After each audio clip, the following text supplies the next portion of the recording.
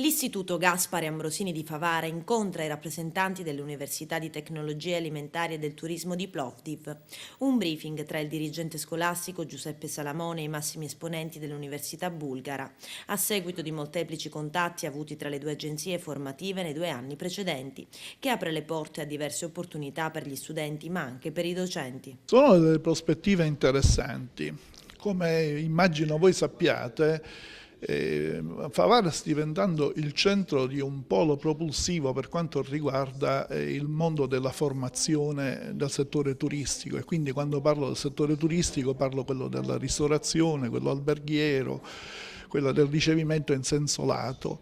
E dire, considerando questo, aggiungere poi qualcosa di ancora più importante come l'istruzione a livello superiore, ovvero quella universitaria, lavorando in collaborazione con questa università bulgara, diciamo che così facciamo la chiusura del cerchio, cioè effettivamente da noi può arrivare il ragazzino dalla scuola media, poi via via crescere, formarsi e diventare anche qualcuno, nel senso che le sue competenze a questo punto verranno certificate con un diploma universitario che gli consente di essere riconosciuto in tutto il mondo, a cominciare proprio dalla nostra Europa.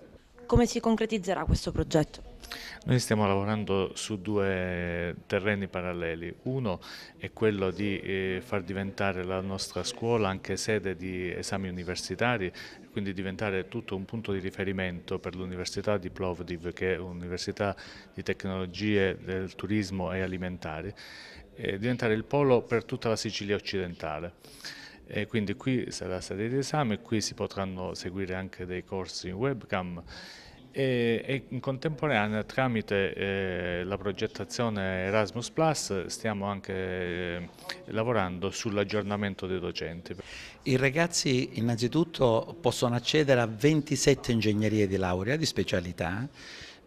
Durano 4 anni, si fanno in lingua inglese e francese e appena avremo un gruppo di ragazzi italiani anche in lingua italiana. Completato il percorso di studio nella vostra università, offrite anche delle prospettive di lavoro? La possibilità nostra di fine studio è di un'occupazione al 99%, perché il grado di istruzione dei nostri studenti laureati è di altissimo livello.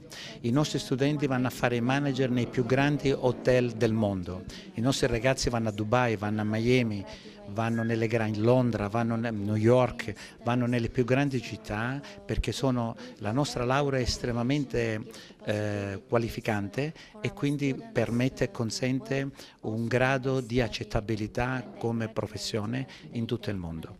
Da considerare che il nostro alto grado di istruzione ha dimostrato che i nostri studenti, una volta laureati, nella loro vita vanno a fare anche i ministri. Abbiamo avuto diversi studenti ministri, a cominciare dal primo ministro del Vietnam. Questo dimostra il grado di cultura che i ragazzi apprendono durante il corso universitario.